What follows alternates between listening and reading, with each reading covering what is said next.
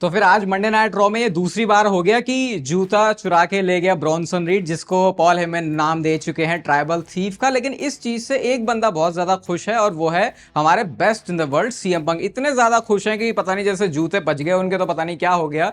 ये इंस्टाग्राम की स्टोरी उन्होंने पोस्ट कर लिखते हैं at least I still have my shoes, यानी ये एक शॉर्ट था रोमन रेंस के ऊपर कि भाई तू तो अपने जूते तक नहीं बचा पाया, चल कम से कम मेरे पास जूते तो हैं। तो अब ये इस लेवल पे आ गए हैं दोनों बंदे, जो कि अपने आप में खुद इतने बड़े बंदे हैं कि इनकी जो रिस्पेक्ट है वो इस चीज से भी पता लग रही है कि भाई तेरे जूते चुर गए, मेरे जूते नहीं चुने। पता नहीं कहाँ से डब्ल्यूडब्ल्यू एक बहुत यूनिक स्टोरी लाइन लेके आए, लेकिन अच्छा है ये जो छोटे छोटे एलिमेंट्स हैं ये कैरेक्टर में। सोच रहे हो एक जूता चुराना भी कैसे डेप्थ लेके आ सकता है। ब्रॉन्सन रीड के ऊपर भी कितनी अटेंशन आ रही है। एक तो डब्ल्यूडब्ल्यू बुक भी कितना बढ़िया कर रही है भाई। अब अभी किसी शो को देख के आपको लगेगा कि यार ये ब्रॉन ब्रेकर का शो था, फिर किसी शो को देख के लगता है कि भले ब्रॉन ब्रेकर ने मारा, लेकिन ब्रॉन्सन रीड की वजह से लोग लंबी लंबी छुट्टियों पर चले जाते हैं। खैर ब्रॉन्सन रीड की सुनामी तो बहाना था, असली मकसद रोमन रेंस को छुट्टियों पर भेजना था और वो चीज़ हमने देख ली। और इतना ही नहीं, इससे पहले भी सीएम पंक ने एक शॉट ये पॉल हेमन और सेथ रॉलिंस के ऊपर भी लिया। रेसलमेनिया में जब उन्होंने कैश इन कर लिया सक्सेसफुली, वर्ल्ड हैवीवेट चैंपियनशिप जीत जाते, तो उसके बाद उन्होंने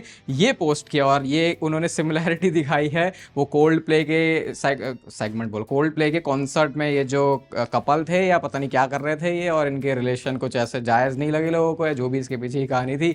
तो इस चीज़ से उन्होंने कंपैरिजन कर दिया। सोशल मीडिया का गेम तो देखो सीएम पंक का अच्छा है, अब ये गेम अगर वर्ल्ड चैंपियनशिप टाइटल सीन के अराउंड भी वो कर देंगे तो थोड़ा सा बढ़िया ही सीन रहेगा। और मंडे नाइट रॉ खत्म होने के बाद भी जो भसड़ है इन लोगों के बीच में वो खत्म नहीं होती। तो डब्ल्यूडब्ल्यू ने एक वीडियो पोस्ट करी है जहां पे हमको 3-वे कॉन्फ्रंटेशन देखने को मिल रहा है, जहां पे पहले एले नाइट सीएम पंक से उलझ रहे हैं और ये तो उलझ रहे हैं, साथ में सीएम पंक और रोमन रेंस भी उलझ रहे हैं। और ये बड़ा ये एक इंपॉर्टेंट चीज है क्योंकि इन लोगों के दुश्मन सेम है, लेकिन फिर भी वो कहते हैं ना कि दुश्मन का दुश्मन दोस्त होता है, वो वाली चीज यहाँ पे तो देखो फिट बैठ नहीं रही है। सही बोला ना मैंने कि दुश्मन का दुश्मन दोस्त होता है, हाँ। तो ये चीज यहाँ पे सही नहीं बैठ रही क्योंकि कुछ अभद्र शब्दों का प्रयोग भी रोमन रेंस सीएम पंक के सामने कर रहे हैं। तो इसका मतलब कि यारी दोस्ती तो इनकी की कुछ सही वाली चल नहीं रही है। भले इनके दुश्मन जो कॉमन गोल है वो है कि यार इसको ठोकना है, लेकिन आपस में इनकी कुछ यारी बन नहीं रही है। और एक वीडियो और आई जो कि नेटफ्लिक्स के अकाउंट से आती है, और भाई यहाँ पे देखो रोमन रेंस हारा बेचारा सब कुछ है,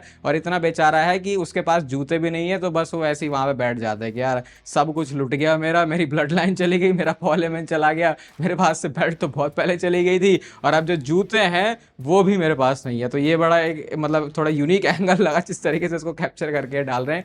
अब अगली बार जब रोमन रेंस आएंगे तो मेक श्योर कि तुम्हारे जूते तुम्हारे पैरों पर ही रहें। और मैं तो कह रहा हूँ कि इसको ऐसी स्टोरी भी तो दिखा सकते हैं कि ब्रॉन्सन रीड अब सही में जूता चुराने के लिए आया, और जब वो जूता चुराने के लिए आ रहा है तो रोमन रेंस ने उसको जूता चुराने नहीं दिया। अभी इसको एक स्टोरी में भी बदल सकते हैं, क्योंकि रोमन रेंस ने अब तक इसके ऊपर कुछ रिएक्ट नहीं किया कि ये बंदा जो है मेरे जूते चुरा रहा है, और जूते चुरा चुरा के कहीं शूला फाला का एक बहुत बड़ा कलेक्शन ना बन जाए इनका। मैंने आपको एक वीडियो में बताया था, अगर आप एक्टिव चैटर हो, कि ब्रॉन्सन रीड को सही में जूते स्नीकर्स वगैरह पसंद है, तो इसलिए भी आई थिंक उन्होंने पिच किया होगा बैक स्टेज कि यार मैं ऐसा कुछ कर सकता हूँ। क्योंकि जिस तरीके से मैंने सोशल मीडिया पर ब्रॉन्सन रीड को देखा, ये देख के पता चल गया था कि जो उस टाइम आपको बताता था कि जब वो अपने वो कौन सा वॉर गेम्स वाला जो मैच होता उसकी वजह से उनकी नी में लगी थी, पैर में लगी थी, तो उस टाइम पे सोशल मीडिया गेम उन्होंने रख रखा था अपना ऊपर वाला। तो उस चीज़ का मतलब जो क्रिएटिव माइंड है वो है ब्रॉन्सन रीड के पास। लेकिन एक सवाल मैं आपसे पूछूंगा भाई, समर स्लैम में हमने टैग टीम मैच देखा था जहां पे रोमन रेंस और जे ऊसो थे, आज के मेन इवेंट में जे ऊसो कहाँ गायब था? वो तो कहीं हमको दिखा ही नहीं, क्योंकि अगर जे ऊसो होता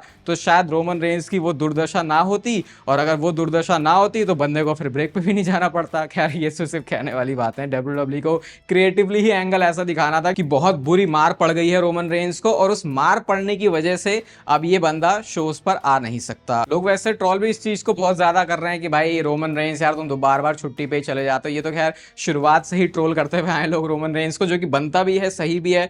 लेकिन अब वही है कि बंदे का ओहदा भी इतना ज्यादा हो चुका है कि इस पॉइंट पे अब लोगों ने एक्सेप्ट कर लिया है कि जो बड़े बड़े सुपरस्टार्स हैं उनको अट्रैक्शन की तरह ही डब्ल्यूडब्ल्यू यूज करेगी। और आई थिंक बहुत गलत हुआ ये, डब्ल्यूडब्ल्यू ने हमको ट्रिक कर दिया कि अब हम मान भी लेते हैं इस बात को कि कोई बड़ा सुपरस्टार है तो वो कम अपीयरेंस करे तो वो बढ़िया है, क्योंकि पहले के टाइम पे ऐसा होता नहीं था। ये वाला जो ट्रेंड है आप बोल सकते हो मोस्टली कहां से शुरू हुआ था, जब ब्रॉक लेसनर वापस आए थे डब्ल्यूडब्ल्यू में 2012 में, और उसके बाद कुछ इस तरीके का कॉन्ट्रैक्ट उन्होंने साइन किया था, वरना विंस मैकमैन तो अच्छे से घिसाई करवाता आता था। मुझे याद है वो भी खैर एक्सट्रीम था। रैंडी ओटन ने जो बताया था कि विंस मैकमैन ने बोला था कि भैया जो बुढ़ापा है वो सबको ही आता है, ऐसा करके कुछ उन्होंने लाइन बोली थी। तो उस समय तक ऐसे देखा जाता था, लेकिन अभी थोड़े प्रीमियम किस्म के आदमी हो गए हैं तो फिर ये ऐसे ही जाने देते हैं कि चलो ठीक है, तुम हम अट्रैक्शन की तरह यूज़ करेंगे, एटलीस्ट हमारे शोज़ पर आओ। लेकिन फिर तुम मूवी करने के लिए चले जाते हो तो फिर वो बात थोड़ी सी डाइजेस्ट कर पाना मुश्किल हो जाता है। कैरन क्रॉस के बारे में मैंने आपको बताया था कि भाई उनका तो कुछ अलग ही सीन चल रहा है, वो मैंने आपको ट्वीट दिखाया था।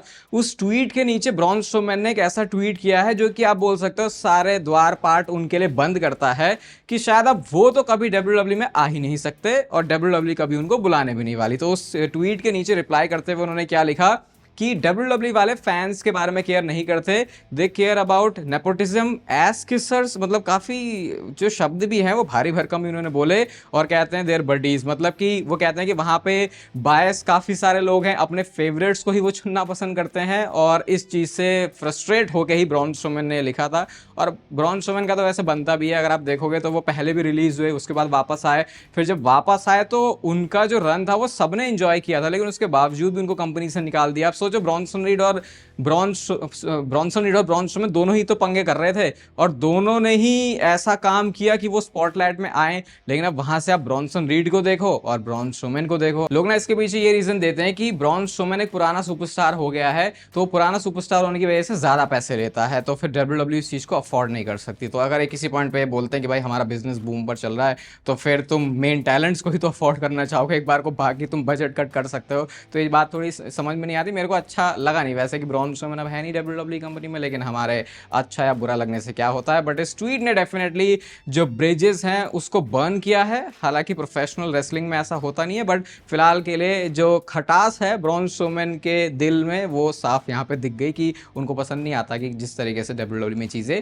बैक स्टेज ऑपरेट होती हैं। समर स्लैम हमने इस बार का देखा भाई, ये 2 नाइट्स का इवेंट बन गया है और भाई अब रेडी हो जाओ, आपको और भी ऐसे 2 नाइट्स के इवेंट दिखेंगे। मुझे ये बताना आपको कि क्या इस साल की समर स्लैम रेसलमेनिया से बढ़िया लगी है, क्योंकि ऐसे ओपिनियन में बहुत सारे फॉर्म होते हुए देख रहा हूं। तो अगर 2 नाइट्स किसी शो का होना उसको रेसलमेनिया से तगड़ा बना सकता है, तो भाई टीकेओ को नजर आ गया कि समर स्लैम उनके लिए एक बहुत ह्यूज सक्सेस था, क्योंकि 1 लाख से ज्यादा लोग टोटल अटेंडेंस में थे दोनों ही नाइट्स पर। तो अब जो अगला पड़ाव होने वाला है वो है सर्वाइवर सीरीज 2026 और 2027 के रॉयल रंबल को 2 नाइट्स का इवेंट बनाना। इवन कंसिडर ये भी कर रहे हैं कि मनी इन द बैंक को भी इस मिक्स में डाल सकते हैं और वो भी 2 नाइट्स का इवेंट बने। अब इस चीज से देखो एक प्रॉब्लम है, अगर 2 नाइट्स का इवेंट है तो बढ़िया है, शो बड़ा है ऐसी फील आती है, क्योंकि फिर ये 2 नाइट्स का इवेंट तभी करेंगे जब शायद उनको स्टेडियम मिलेगा। आई डोंट थिंक सो कि 15,000 या 10,000 की कैपेसिटी में ये ऐसा कुछ काम करना चाहेंगे कि 2 नाइट्स का उसको बनाए, क्योंकि ज्यादा रेवेन्यू प्रॉफिट को तुम मैक्सिमाइज कर सकते हो अगर ऑलरेडी तुम स्टेडियम के अंदर ज्यादा फैंस लेके आ पा रहे हो। तो जब वो डबल होगा तो फिर वो प्रॉफिट पूरा 2x ही हो जाता है। तो अब अगर ये हर शो को ही ऐसे 2 नाइट्स का इवेंट बनाएंगे तो क्या वो स्पेशल शो के लिए स्पेशल वाली फील आएगी, या फिर हमको ऐसे ही रेगुलर शो फील होना शुरू हो जाएगा? ठीक है 2 नाइट्स का इवेंट है ये तो होता है। जैसे अगर रॉयल रंबल का मैं देखूं तो मैं तो ऐसा इमेजिन नहीं कर पा रहा कि एक नाइट पर विमेंस रॉयल रंबल और दूसरी नाइट पर मेंस रॉयल रंबल। पेपर के ऊपर ये अच्छा लग रहा है, लेकिन हो सकता है कि विमेंस रॉयल रंबल वाले कार्ड को जो उस दिन को है लोग बिल्कुल सीरियसली ना लें, क्योंकि मेन जो सबसे बड़ी अट्रैक्शन होता है रॉयल रंबल का वो हमेशा से ही मेंस रॉयल रंबल का मैच है। और उसके पीछे रीजन भी है, बहुत सालों से होता हुआ आ रहा है। एवोल्यूशन के बाद डब्ल्यूडब्ल्यू ने विमेंस रॉयल रंबल को इंट्रोड्यूस किया था। तो आप बताओ क्या सोचते हो, सही भी है गलत भी है? आई थिंक ये तो जब एक बार डब्ल्यूडब्ल्यू कर लेगी तो ही इसके बारे में बता सकते हैं,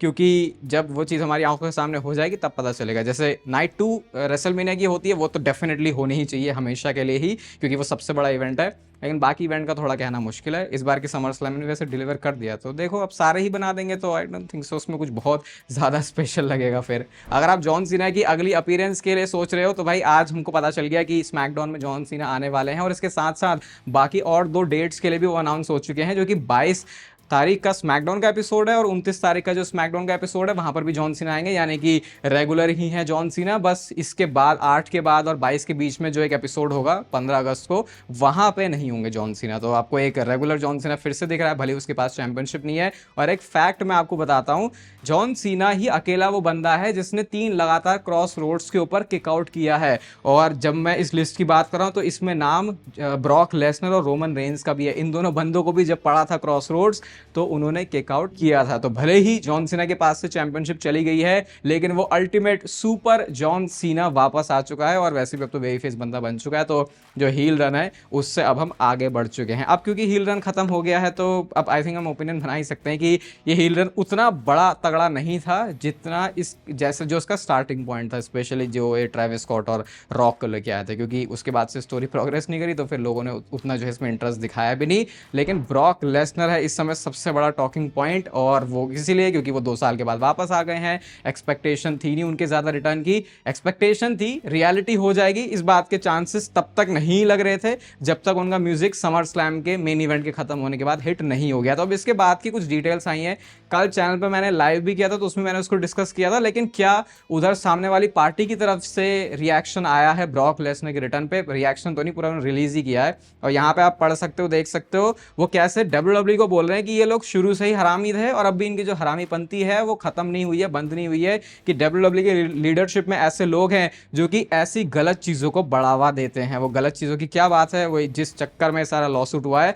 और ये बोलते भी हैं कि ये चीज़ WWE के ऊपर भारी पड़ने वाली है। तो एक थोड़ा सा धमकी आई है वहाँ से। अब इसके ऊपर तो मैं कुछ बोलूँगा नहीं क्योंकि भाई ये लॉसूट वाला मामला है, मैं तो सिर्फ एक नज़र से देख रहा हूँ कि अगर WWE लेके आई है ब्रॉक लेसनर को तो आई थिंक कुछ ना कुछ तो चीज़ें क्लियर हुई होंगी। मेल्टजर ने इसके ऊपर वैसे बहुत सही बात बोली, और एग्जैक्टली ब्रॉक लेसनर आए कैसे थे उसकी भी डिटेल्स हमको पता चली। तो मेल्टजर ने क्या बोला कि या तो WWE ने अब इसके बारे में केयर करना ही छोड़ दिया, मैंने कहा ठीक है जो होगा देख लेंगे बाद में, अभी ब्रॉक लेसनर आ जाता है, या फिर WWE की लीगल टीम ने अगर इतने टाइम बाद जाके इस चीज़ को अप्रूव किया है तो या तो उनको पता चल चुका है कि केस सेटलमेंट की तरफ है, या फिर उनको कुछ तो ऐसा ग्रीन सिग्नल दिखता है जिसकी वजह से उन्होंने सोचा कि अब हम ब्रॉक लेसनर को लेके आ सकते हैं। बट स्टिल कॉन्ट्रोवर्शियल तो ये है WWE के लिए, ऐसा नहीं कह सकते कि वो बड़े आराम से बैठे हुए हैं, क्योंकि अगर वो आराम से बैठे हुए होते तो WWE समर स्लैम के बाद दोनों ही नाइट पर प्रेस कॉन्फ्रेंस भी करती, तो वो चीज़ WWE ने अवॉइड करी थी। बाकी ये हुआ कैसे था, तो भाई बहुत ही सीक्रेटली WWE ने इस चीज़ को किया। ब्रॉक लेसनर को लास्ट मूवमेंट पे ही ये बैक स्टेज लेके आते हैं, इवन वो बैक स्टेज स्टेडियम में भी तब थे जब ऑलरेडी मेन इवेंट शुरू हो चुका था। तो बड़े ही प्राइवेट प्लेन से उनको अलग अलग एयरपोर्ट से ऐसे करके लेके आए कि किसी भी तरीके से ब्रॉक लेसनर का जो रिटर्न है वो किसी को पता ना चल जाए, और इसीलिए बहुत बड़ा सीक्रेट था। और अब कह सकते हैं कि अगर WWE दिल जान पूरी ठोक दे कि भाई इस चीज़ को हमको सरप्राइज ही रखना है, तो कहीं ना कहीं वो उसको डिलीवर करने में सक्सेसफुल भी हो जाते हैं। अगर आपने सुबह मंडे नाइट रॉ वाला रिव्यू नहीं देखा तो स्क्रीन पर आपको दिख रहा होगा, दोनों इंस्टाग्राम अकाउंट पे जाके आप फॉलो कर सकते हो। एंड यस, ट्विटर पे भी आजकल मैं काफ़ी एक्टिव हूँ, तो थोड़ी सी आग लगानी हो तो वहाँ पे भी आप आ सकते हो। बाकी इस वीडियो को यहाँ तक देख रहे हो तो लाइक कर देना, चैनल को सब्सक्राइब कर दो ऐसे और मस्त WWE से रिलेटेड कंटेंट के लिए। बाकी तब तक फिर लेते रहो जिंदगी के मजे।